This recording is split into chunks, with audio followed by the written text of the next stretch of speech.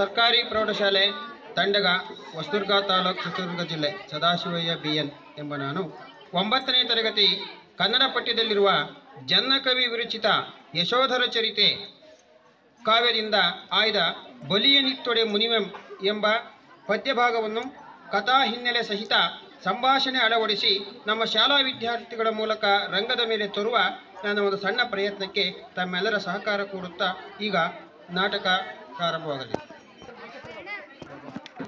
ಜಂಬೂ ದ್ವೀಪದ ಭರತ ಕ್ಷೇತ್ರದಲ್ಲಿ ರಾಜಪುರವೆಂಬ ಪಟ್ಟಣವಿತ್ತು. ಆ ಪಟ್ಟಣದ ಅರಸ ಮಾರಿದತ್ತ. ಅಲ್ಲಿನ ಅಧಿದೇವತೆ ಚಂಡಮಾರಿಯ ಜಾತ್ರೆ ಪ್ರತಿ ವರ್ಷದ ಚೈತ್ರ ಮಾಸದಲ್ಲಿ ಸಹಸ್ರಾರು ಪ್ರಾಣಿ ಬಲಿ ಹಾಗೂ ಎಳೆಯ ಸತ್ಕುಲದ ಮಾನವ ಜೋಡಿಯನ್ನು ಮಾರಿದೇವತೆಗೆ ಬಲಿ ಕೊಡಲಾಗುತ್ತಿತ್ತು. ಮನುಷ್ಯ ಜೋಡಿಯನ್ನು ಹಿಡಿತರಲು ರಾಜನು ಚಂಡಕರ್ಮನಿಗೆ ಹೀಗೆ ಆದೇಶಿಸುತ್ತಾನೆ. ಮುಂದೇನಾಯಿತೆಂದು ಈ ದೃಶ್ಯದಲ್ಲಿ ನೋಡಿ.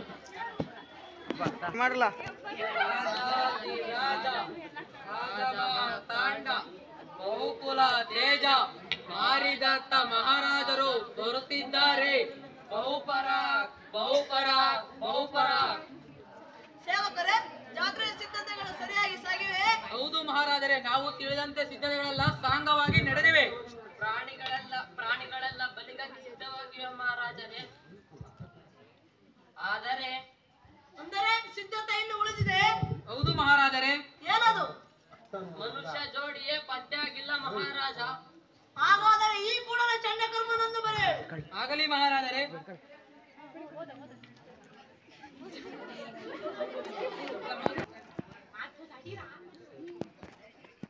ಮಹಾರಾಜರಿಗೆ ಪ್ರಣಾಮಗಳು. ತಾವು ನಮ್ಮನ್ನು ಕರೆಸಿದ ಸಮಾಚಾರವೇನು ಪ್ರಭು? ಚಂಡಕರ್ಮ ಪ್ರತಿ ವರ್ಷದಂತೆ ಮಾರಿ ದೇವತೆಗೆ ಬಲಿ ಕೊಡಲು 20 ಮಾನವರು ಬೇಕಾಗಿದ್ದಾರೆ. ಈ ಕೂಡಲಿಂದ ಸಾಚರೊಂದಿಗೆ ಹೋಗಿ ಸಮಯಕ್ಕೆ ಸರಿಯಾಗಿ ಎಳೆಯ ಪ್ರಾಯದ ಶುಭ ಲಕ್ಷಣದ ಸತ್ಕುಲದಲ್ಲಿ ಹುಟ್ಟಿದ ಜೋಡಿಯನ್ನು ಹುಡುಕಿ ಎಳೆದುಕೊಂಡು ಬಾ.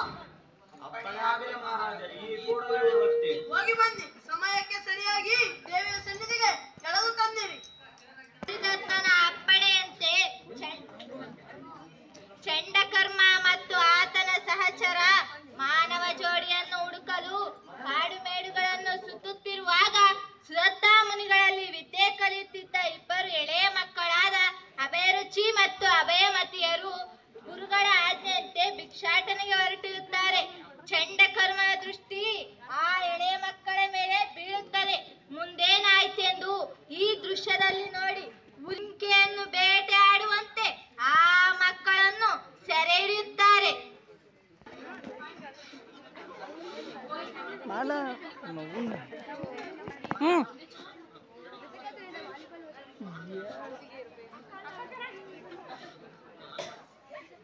ಅದೋ ಅಲ್ಲಿ ನೋಡು, ಯಾರೋ 2 ಮನುಷ್ಯರು ಕಾಡಿನಲ್ಲಿ ಸಂಚರಿಸುತ್ತಿದ್ದಾರೆ. ಹೌದೌದು ಸಹಚರ, ನಮ್ಮ ಕಾರ್ಯವನ್ನು ಫಲಿಸಿದಂತೆ ಸರಿ. ಹೇಗಾದರೂ ಮಾಡಿ ಹಿಡಿಯೋಣ, ನಡೆ. ಅವರ ದೃಷ್ಟಿಯನ್ನು ಬೇರೆಡೆಗೆ ಸೆಳೆಯುವಂತೆ ಮಾಡುತ್ತೇನೆ. ನೀನು ಹಿಂದಿನಿಂದ ಬಂದು ಇಡಿ. ಹೌದು, ನಡೆ ಬೇಗ.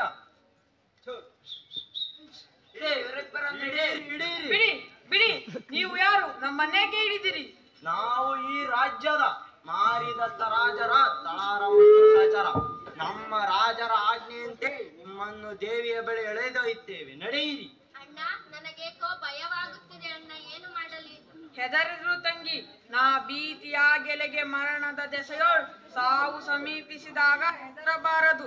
ದೇವರ ಇಚ್ಛೆ ಅಂತಾಗಲಿ. ನಡೆ ಹೋಗೋಣ.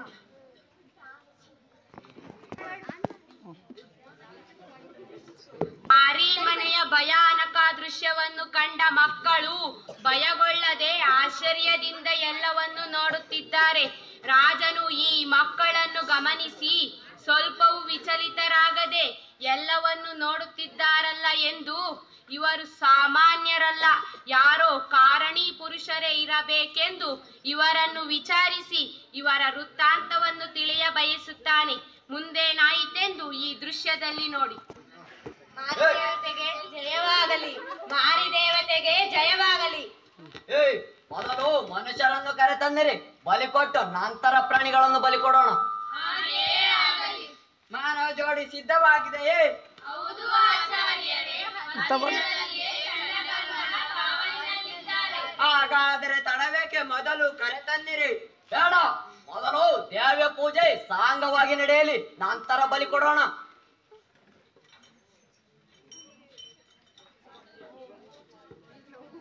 ಓಂ ಭೀಮ್ ಓಂ ಭೀಮ್ ಓಂ ಭೀಮ್ ಓಂ ಭೀಮ್.